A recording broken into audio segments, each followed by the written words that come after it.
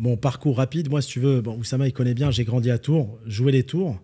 À la base, je suis né à Lille. Mes parents, ils sont venus s'implanter après à Tours. Bon, il y a un quartier qui s'appelle le Vieux Tours, une rue où à l'époque, il y avait plein de kebabs. Moi, j'étais étudiant. Je voulais bien gagner ma vie. Donc, à l'époque, quand tu étais étudiant, je parle ça en 2000, les années 2000, quand tu gagnais 2000 € par mois, c'était énorme pour un étudiant. Donc, je montais les broches kebabs dans les kebabs indépendants. Je nettoyais les carreaux des kebabs, je montais des broches, et j'avais des amis à mon père qui avaient des snacks, j'allais bosser chez eux, donc je les aidais, je faisais le nettoyage. Je suis devenu un pro des broches et je prenais à peu près l'équivalent de 50 € par montage de broches. C'est un boulot assez chiant, c'est prenant, etc. Et donc j'en faisais 10 par soir, et j'ai gagné mes premiers sous comme ça. Et après je me suis dit, tiens, il y a des réseaux dans tout.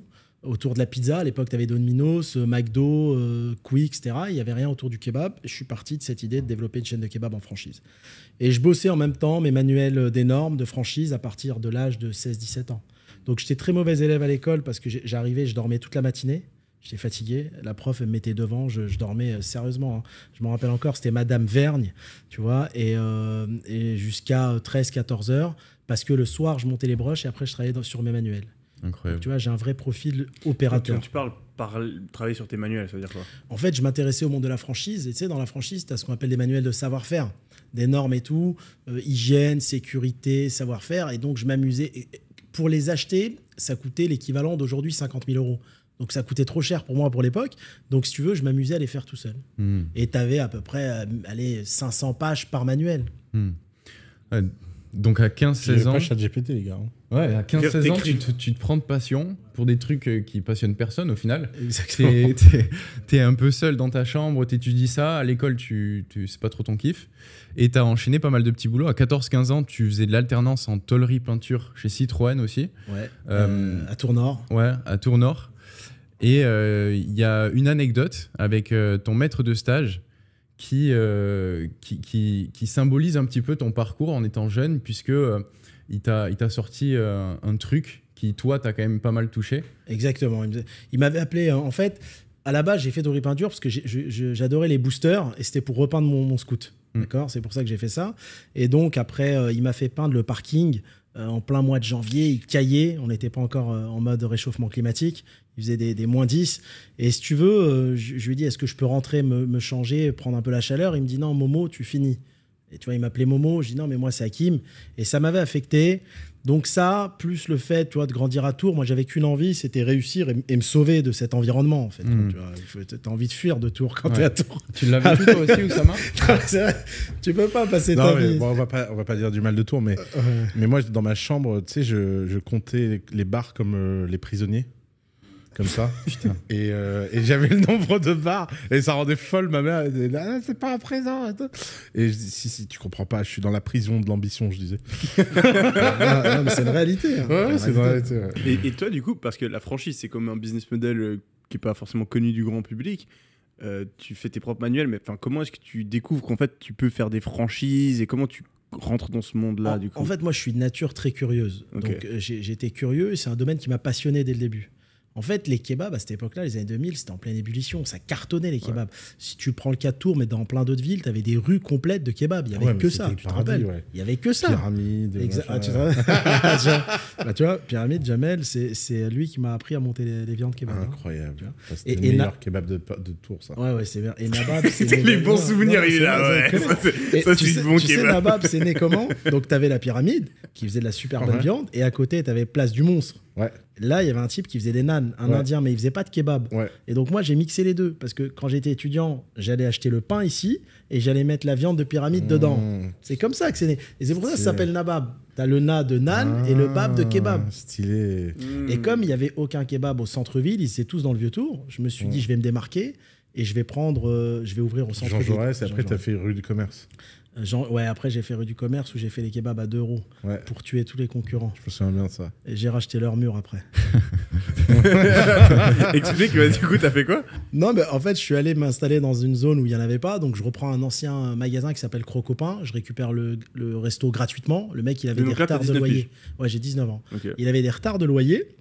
Donc je le récupère pour 4 000 €, l'équivalent de 4 000 €. C'était 2 mois de retard de loyer. Je vais à un endroit qui s'appelle Saint-Pierre, Décor, qui doit connaître un endroit où ils vendent des machines kebab. Je dis au mec, tu me dépannes les machines, je te paye dans 2-3 mois. Il m'a tout donné et je l'ai payé 4 jours après. Tellement le chiffre d'affaires était important dès l'ouverture. Et en fait, tu avais le vieux quartier de la ville où il y avait plein de snacks. Ils étaient tous là, les kebabs.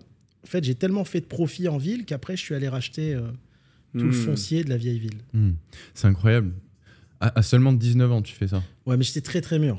Moi, j'étais très mûr, très jeune, on va dire. Et tu fais comment pour avoir l'argent, du coup parce que t'as quand même dû dépenser un peu d'argent pour le bail. 4 000 €. C'est tout, 4 000, pas plus. Ouais. Même les fonds que j'avais, tu sais, quand je montais les broches chez les indépendants, je gagnais très bien ma vie en étant étudiant. Mais je les gaspillais. J'étais gamin, je m'amusais, je sortais avec les potes et tout, je les gaspillais. Et le magasin, il m'a coûté entre 4 et 10 000 €.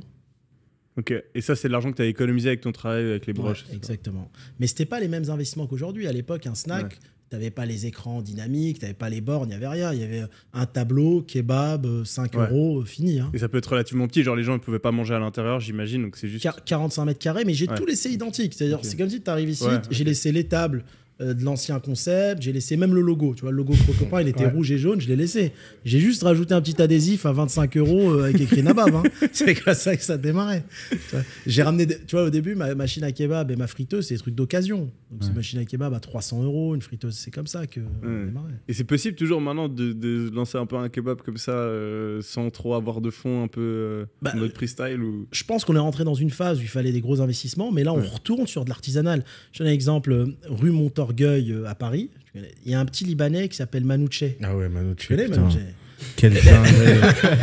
Mes frères, celui-là, il a fait un hold-up. Bah ouais, il cartonne, il a 5 mètres carrés, et l'investissement, c'est combien? Ouais, c'est 0. Il a dû investir 5 000 € maximum. Ouais, est-ce que maintenant, aujourd'hui, on peut toujours ouvrir ce genre de truc avec des fonds Moi, je crois que les réseaux sociaux, ouais, avec les réseaux sociaux, tu peux. Mais il te faut combien pour ouvrir un kebab? Mais aujourd'hui, si on prend le cas d'un Manouche où tu as un four avec le pain libanais à l'ancienne, ça coûte 1000 balles et une saladette à 500 € et tu as un peu de faïence. En réalité, tu as des snacks qui se font avec 10 000 balles et qui peuvent derrière générer 3 000 € de chiffre d'affaires. Hein. Des fois, c'est paradoxal. Moi, tu sais, mes restos qui ont le mieux fonctionné, c'était les plus vieillots.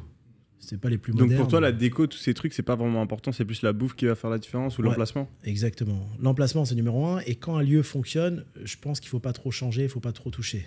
Des fois, tu as des gens qui modernisent, après, ça marche plus. Ouais, c'est vrai. Ça arrive souvent. Mais Paris, c'est vraiment l'endroit où... Bon, il y a d'autres endroits en Europe où tu le vois, où tu as des petits endroits, des petits boui-boui. Tu prends les glaces Bachir, libanais, cartonne, il n'y a pas beaucoup d'investissement. C'est après la com qui fait le reste et compagnie.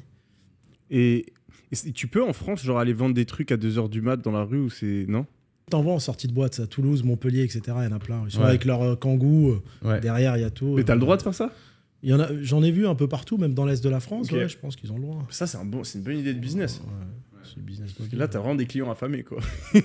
Qui font pas attention à l'argent, ils comptent pas, ils sont bourrés, ils voient même pas. Et toi, tu te vois faire d'autres business que la food ou c'est vraiment la franchise, c'est ta passion et tu vas rester là-dedans Alors moi, la food, aujourd'hui, j'en suis sorti. Je suis sur des sujets de M&A, de croissance externe. Moi, mon but de gamin, mon rêve, c'était de consolider un groupe de restauration de la food autour de la protéine halal. Quand j'ai loupé l'Opportunity Week, ça m'a refroidi un peu, si tu veux. Mais je suis sur des autres cibles encore plus importantes et on verra bien. Donc, c'est un sujet que je maîtrise bien. Je laisse en attente. J'attends de... Tu sais, on dit, le danger, c'est quand la préparation rencontre l'opportunité. Tu vois, et j'attends ce moment-là. Le danger, le succès, tu veux dire. Voilà, le succès. Tu deviens dangereux quand tu Tu deviens dangereux. tu deviens dangereux quand tu as du succès. Mais si tu veux, c'est une phase du business, une partie, et de l'autre côté, ça fait 8 ans qu'on développe un truc dans le digital, un SaaS dans le digital. On en reparlera tout à l'heure. Mais si on revient un petit peu à ton histoire, donc à 19 ans, on est en 2003, tu ouvres ton premier kebab. Ouais. Ensuite, avec les bénéfices accumulés, tu vas voir une banque, tu finances d'autres restaurants. Et à 22 ans, tu deviens le plus jeune franchisé de France. Franchiseur. Yes, pardon. Exactement. Le plus jeune franchiseur de France. Je vais voir une banque, boulevard Béranger, qui est à 100 mètres. Plein de banques, et je commence à faire financer. Et ensuite, je commence à faire l'acquisition des murs. Après, en 2006-2007, je vais à Paris. Je commence à faire Paris. Donc, c'est pour ça que je connais bien cette rue Rambuteau, parce que j'avais plusieurs choses là-bas, justement. Et à partir de là, je déploie à Montpellier, etc. Après, je démarre la franchise à l'âge de 22 ans, premier salon de la franchise, et après on ouvre. Et d'ailleurs, on a même ouvert à Dubaï, mais on était un peu trop précoce. C'était en 2008. J'ai mis Nabab Kebab Dubaï, il y a encore l'adresse, tu vois. C'est à Marina. Et vous l'avez fermé après? Le franchisé, en fait, c'était des expats et ils voulaient rentrer en France. Ok.